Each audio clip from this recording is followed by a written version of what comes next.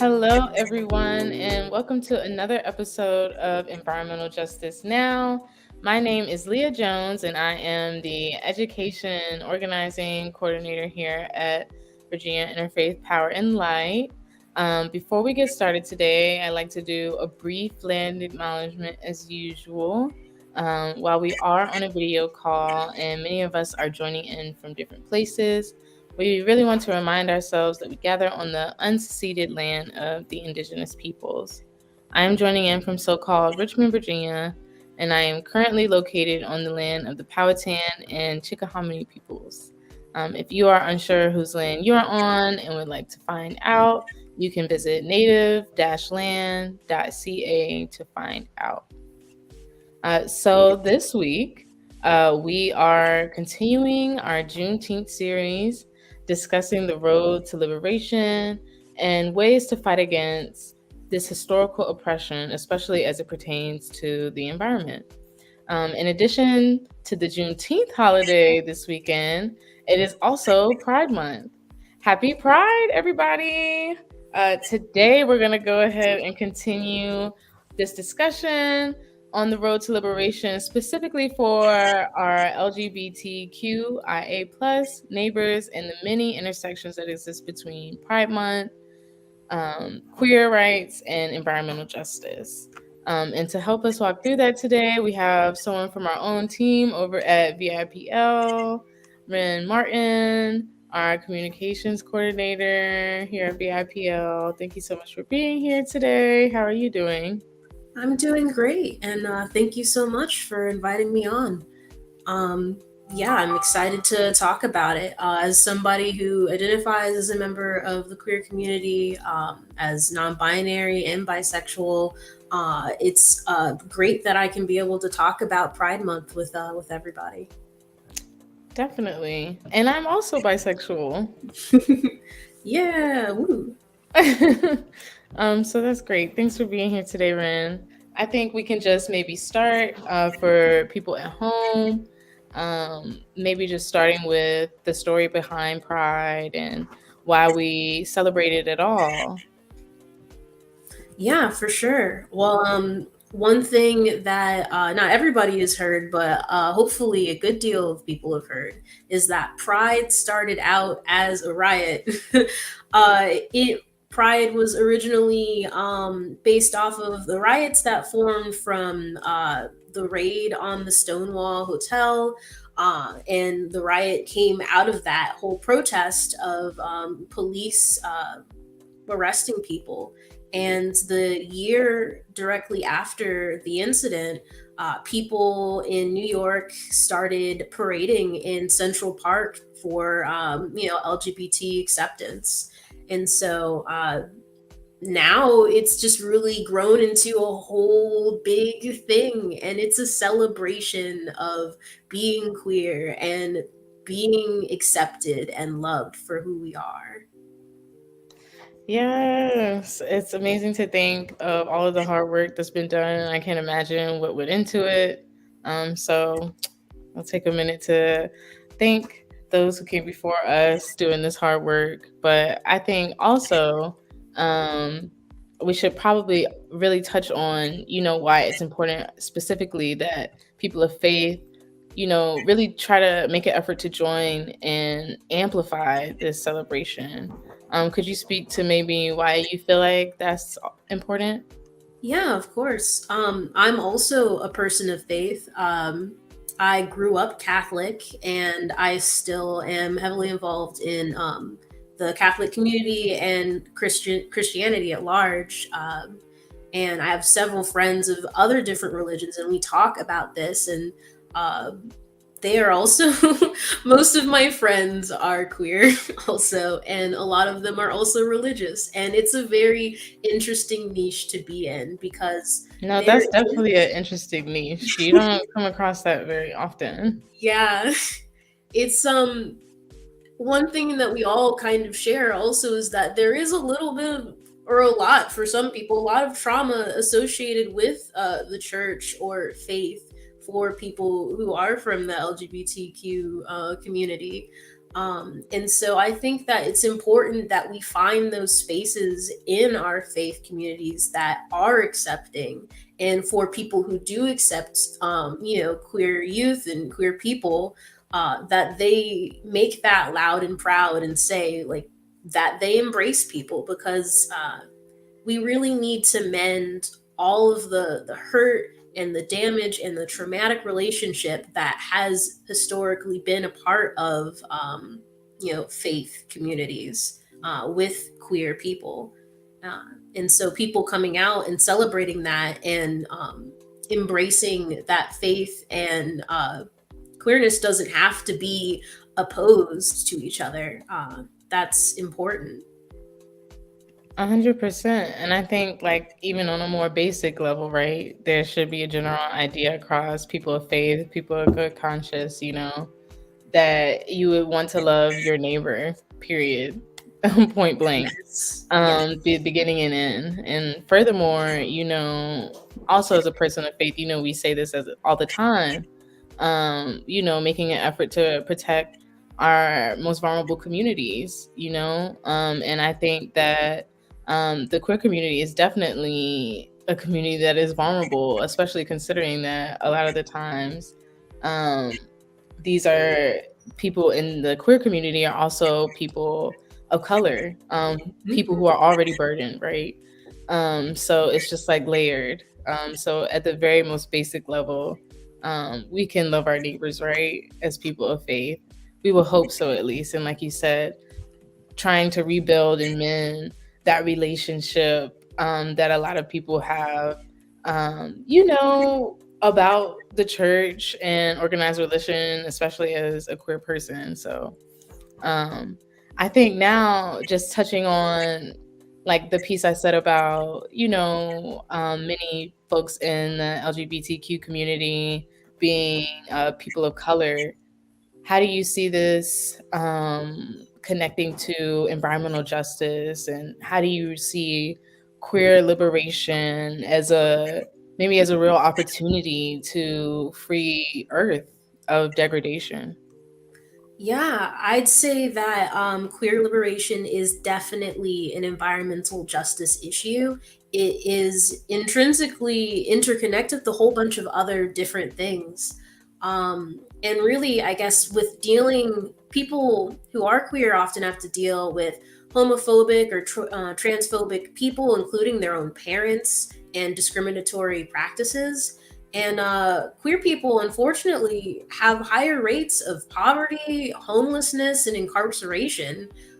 So oftentimes, what you see is queer youth aren't set up for success, and this makes them extremely vulnerable to the effects of climate change.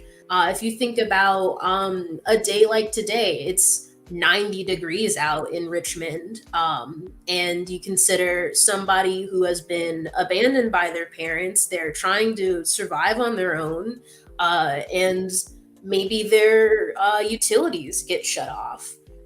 What happens? They just have to be in that 90-degree weather that we've eventually, created for ourselves, becoming a new norm, part of Or in the freezing environmental. cold. Or the freezing cold. Um, and so we need more practices and policies that will help queer people, and make sure that they have a livable, breathable future. Percent. Oh, there we go. 100%. I totally agree with that. I think I love the point that you just made about the connection between environmental justice, the queer community, and mass incarceration as well. Um, there was this article on earthjustice.org that states that mass incarceration uniquely affects queer and Black Latinx communities, as Black and Latinx queer youth are overrepresented in the juvenile justice system, as we know already, right? Yeah. Um, and that also means that queer adults are overrepresented in prison and in jail as well. So, environmental, and when you think about it, it's crazy on top of that, because a lot of the times these prisons, these jails are actually built on old hazard sites or very close by to hazard sites. Yeah, Like they are. even the juvenile detention center that we were visiting in Bristol was quite close to a landfill, right? They were Yeah, I was just experiencing the thinking negative about that. effects. Exactly. So it's definitely layered and it's crazy to think about. And I think that additionally, you know, it's important to really make an effort to protect and celebrate our LGBTQ plus neighbors, because I think it helps us to break out of the societal norms that we've created, that in many ways are damaging not just to ourselves but also to our planet, right? In the same way that we've normalized the oppression of the earth, we have also normalized the oppression of people without a thought about it. So I definitely totally agree. These things all connect. Yeah, I feel like there's a lot of things that we have normalized, even though there are like a lot of historical precedents for seeing that people have been outcasts in society. When I think about the spaces that I had growing up, I think about how you have to act a certain way and present yourself a certain way, and that's true for me as a black person as well as true for me as a queer person. I couldn't be who I wanted entirely. And so I think that, creating those spaces where people can be safe is really important. And just helping to normalize people as they are and accept them for who they are is part of what's really going to help heal us, and recognizing that. 100%. And like this idea of creating safe spaces, I think is also interesting because I feel like, throughout the years, the queer community has found ways to create their own safe spaces, even though chaos was maybe all around them. And in many cases, people are fearing for their lives.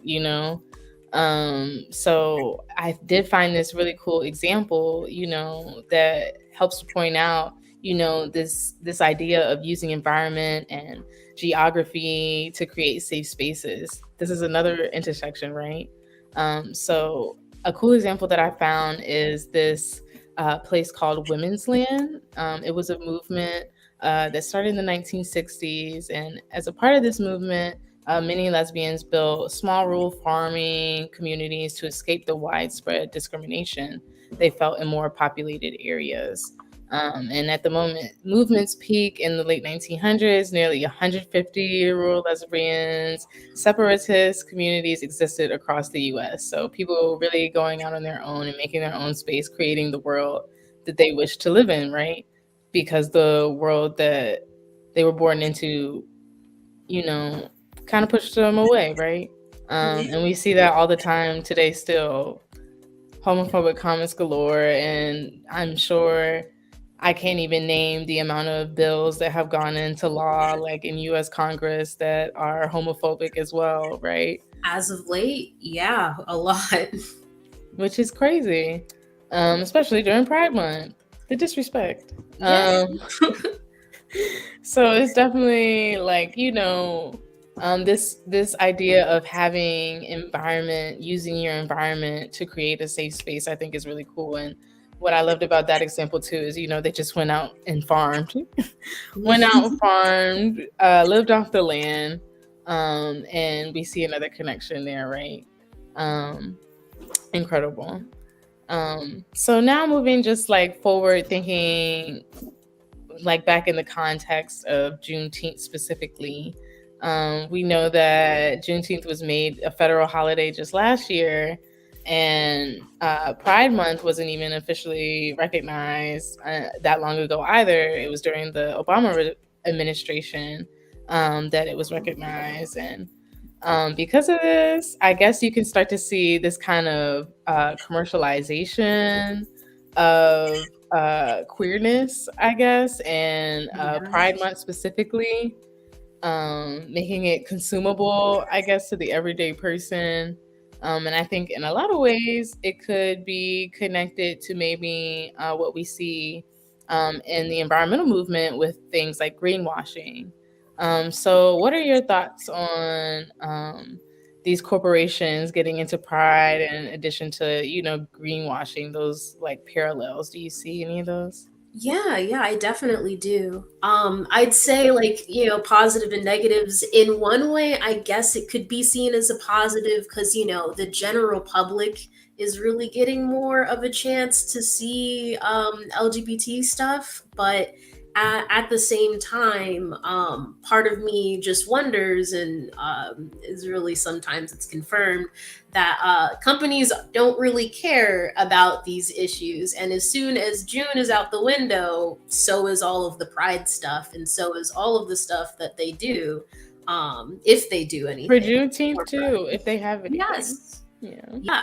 It's just they oftentimes I feel like they slap a rainbow on their company logo, but that doesn't make them any more LGBT friendly than when a company has like one post about Juneteenth, or if a company has a product that they make green, and then they're like, oh yeah, we're sustainable, but they're not actually backing that up with anything, with any action. It's Right. just With any performance. action, or we find out they're, branding things to be green, and it appears, sustainably friendly, um, earth conscious. And in fact, it could be doing the opposite. I guess it's all about branding, I Yeah. suppose. But we definitely see, it kind of being commercialized and definitely capitalizing on the capitalist Mhm. society that we live in, right? If they can make money off of it, then they're gonna do it, as long as they won't lose money from doing it in the first place. And that's why we're starting to see all of this kind of happen now, because it's finally been, just sort of normalized in the public. And so people can tolerate this while other people are celebrating it. Right, right. And I think furthermore, it's very hurtful to the communities, both like the Black community, the queer community, when we see like we see that it's only something that's for I remember. corporations, something that's being monetized, when in everyday life, after Pride Month, or even during Pride Month, Juneteenth, Black History Month, all these things, um, Black communities, queer communities continue to be, oppressed, and, facing various injustices, having all these sorts of burdens placed on them, especially as it relates to environment. Mhm. Because to your point, even earlier, folks struggling to pay utility bills, or living next door to polluting industries, right? Yeah, and So it's until we like dig definitely into those detrimental. root problems, we're not actually going to like really make a difference. And so you see that with with Juneteenth for sure. I remember hearing an article about Walmart putting out like Juneteenth ice cream, and it was just very obtuse. It wasn't really, it didn't Oh, make wow. sense. And they did that. I remember seeing in the comments actually that they placed those items, like it was a Walmart brand item. They placed it right next to a like a black owned ice cream that had like the same thing. It was like the same flavor. It was red velvet. And so really sometimes they're even detracting away from the Yeah, movement by trying to be performative in that sense. 100%. 100%. So like basically, we've been talking about this lack of inaction, and I guess false advertisement of care, false advertisement of, support, um, from corporations, from companies, but also within our own communities, right? So, do you have any ideas for maybe some solutions to these inequities that we've noticed, especially as it relates to the environment? And maybe, how do you feel like we can get free? Yeah, well, I just feel like it really comes down to caring. You have to care for your neighbors, and you have to be there for people. I think that organizations like this, Virginia Interfaith Power and Light, are really important for building up that base and that movement to get people to understand the issues and organize so that we're actually making a difference rather than just being performative. We really have to start reanalyzing this preconceived notion of prejudice and discrimination, and understand that every person on this earth has the right to clean air and water, and to live a quality, healthy life. Definitely. It's like, how can you argue with that, right? It's just the basic premises. And I think, Newsflash, people deserve to be themselves and to live. right, and literally not fear for their lives, as just like a ground, as like, I guess the what's the word I want to use? The bare minimum. I mean, you ice know? cream is nice, but I would like to not have to worry about getting arrested because I would like to date a woman, or if I'm just walking outside while black.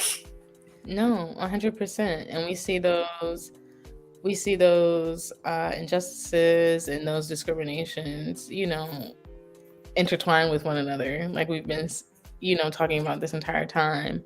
It's incredible how intersectional these things are. And like, if we tackle one issue, especially something as big, and I think still, I feel like it's getting better, but it's still to a lot of people controversial.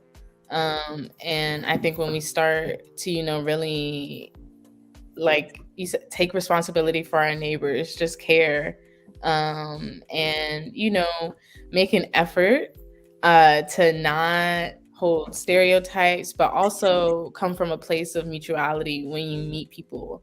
Mhm. That's something that I actually took away from IPL's national conference, Interfaith Power and Light's national conference. There was someone, I can't remember his name, I'm so sorry, but he, mentioned this idea of, especially as a person of faith, it's so important that we don't place ourselves on pedestals. We are not better than anyone. Every relationship that we come into, every person that we meet, we should come from a point of mutuality. Um, Yeah, we're meeting each other where honestly, we're at. I feel like that's really the soul of Pride. It's about Mhm. individual communities, like your local communities, coming together and having that celebration of differences. I was lucky enough to just last week go to a Pride event, and I could really feel that community support. Um, and so it really is about, that support, that local action that people are taking. Yeah, and I feel like in many ways Juneteenth is exactly a similar celebration, right? Yeah. Celebrating being the ability to be free, as best as we can, I suppose.